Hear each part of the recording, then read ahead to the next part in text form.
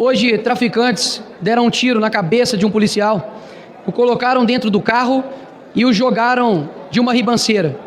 É muito triste ver de que a vida de um policial se tornou meramente um número nesse país.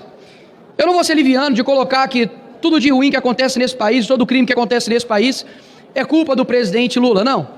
Mas algo que eu posso afirmar é que ele tem sido, no mínimo, incompetente, tem agido de má fé com a segurança pública, principalmente com a sua. E eu posso provar isso. Lula cortou 708 milhões ao combate à criminalidade. É o Brasil do Lula. A violência no campo bateu o recorde de 2.000 invasões. Lembrando que na época do Bolsonaro tivemos o número de 0. Repito, 0 invasões. Estupros e assassinatos de mulheres aumentaram no Brasil de Lula. Tráfico de drogas aumentou 7% no Brasil de Lula. Assassinatos de pessoas LGBT aumentaram 42% no Brasil de Lula. Primeira vez que houve uma fuga em presídio de segurança máxima foi no governo de Lula. Enquanto isso, o ministro da Justiça, Lewandowski, está preocupado com falas como a minha, que chamei Lula de ladrão, está preocupado com as falas de Marcel Van Hatten e de Cabo Gilberto em tribuna, desrespeitando e rasgando a Constituição. Mais uma vez, não é uma defesa a esses parlamentares em si, mas as prerrogativas. E o ministro da Justiça está preocupado com isso. O ministro Alexandre de Moraes está preocupado com as páginas fakes que têm nome de Xandão com cabelo.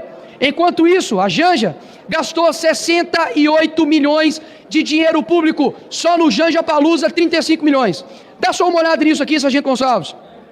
Com 68 milhões de reais de dinheiro público, do seu pagador de impostos, daria para comprar 194 mil viaturas para a Polícia Rodoviária Federal, 4 mil fuzis e 3 milhões em munições para a PM. Construir um presídio de segurança máxima e ainda sobrava 28 milhões de reais. O que não daria para poder fazer com a segurança pública, juntamente com a Polícia Civil, bombeiros, Polícia Penal? Dava para mudar a realidade da segurança pública aqui do nosso país. E o G20 foi a prova disso, deputado Zucco. Afinal de contas, para estrangeiro, toda a segurança. Mas para você, pagador de impostos, você se lasca. Afinal de contas, os ministros do STF, vários deputados, possuem carro com blindagens, possuem segurança, mas você não. Você, cidadão, tem que se ferrar enquanto o Estado mostra que é capaz, quando ele quer garantir a segurança para você, mas na verdade é porque tem pessoas, líderes estrangeiros, vindo até o nosso país. E aí, me vem agora a esquerda querendo colocar a culpa da segurança pública no governador Tarcísio e no secretário de Segurança Pública, Derrite. Horas. Eles foram exemplar em punir de forma rigorosa 2 policiais que desonraram a farda. Um jogando uma pessoa por uma ponte e o outro dando 11 tiros numa pessoa que estava cometendo um furto. Agora, se o índice de São Paulo aumentou de mortes, agora está em primeiro lugar, 702 mortes, se foi morte de criminoso que estava combatendo a polícia, que morra 70 mil. Afinal de contas, se entre a vida do policial e a vida do bandido, sempre iremos lutar para preservar a vida do policial. Policial que está desanimado de trabalhar, afinal de contas, ele não pode fazer o seu serviço sem ter a mídia e o judiciário acabando com a vida dele. População que cada vez mais fica refém dos criminosos, enquanto isso o STF está fazendo o quê? Liberando criminosos de líderes de facções. E é o seguinte, não precisa ficar preocupado se a minha fala talvez possa te assustar. Nicolas, mas espera aí, será que ter uma polícia mais ostensiva contra o crime vai resolver? É claro! Se você é um trabalhador, não se preocupe. A polícia não vai entrar e invadir a sua casa de uma hora para outra, não. Agora, se você nesse país for estuprador, pedófilo, corrupto, se você for traficante, você tem que se ferrar. E é nisso que eu acredito agora. Desde quando a gente, nós, deputados, senadores, cidadãos comuns, largamos a segurança pública? Porque, afinal, os criminosos cada dia estão mais à vontade de cometer crimes. Será que a vida de um policial que sai de dia e não sabe se volta à noite vale menos do que a sua? Que caramba de país é esse? Que gasta milhões, bilhões em viagens no exterior com um presidente que nos desonra e não tem o capacho de dar o investimento para a segurança? Passa aqui, Coronel Zucco, Sargento Gonçalves, pessoas da PRF, da Polícia Federal, da Polícia Militar, nos corredores aqui pedindo em Pires investimentos para a segurança pública, para ter uma viatura, para ter um armamento digno. Agora, por que nós estamos preocupados com isso? Porque está se lixando para esse país. Ah, Nicolas, mas o Bukele fez isso num país pequeno como é El Salvador.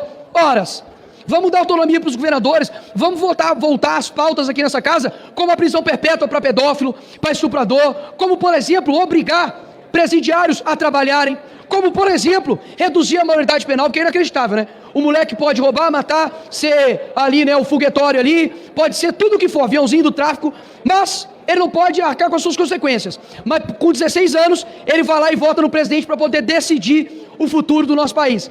Eu fico assim, de fato, abismado e puto de saber que aqui não falta dinheiro, não. Júlia Zanata, o que falta aqui nessa casa não é dinheiro para investir em segurança pública, para poder gerar paz nesse país, não. Sabe por quê? Muito se discute aqui sobre trazer saúde, educação, turismo, lazer para o país, mas sem paz não há nenhum desses direitos subsequentes. Como que você vai garantir uma educação de qualidade se no meio do caminho seu filho pode tomar um tiro de bala perdida? Como que você vai ter uma saúde que presta se você tem ali diversas pessoas que estão ali vítimas de crimes? Como você vai garantir um lazer se uma pessoa está parada ali na beira ali de uma praia e é fuzilada?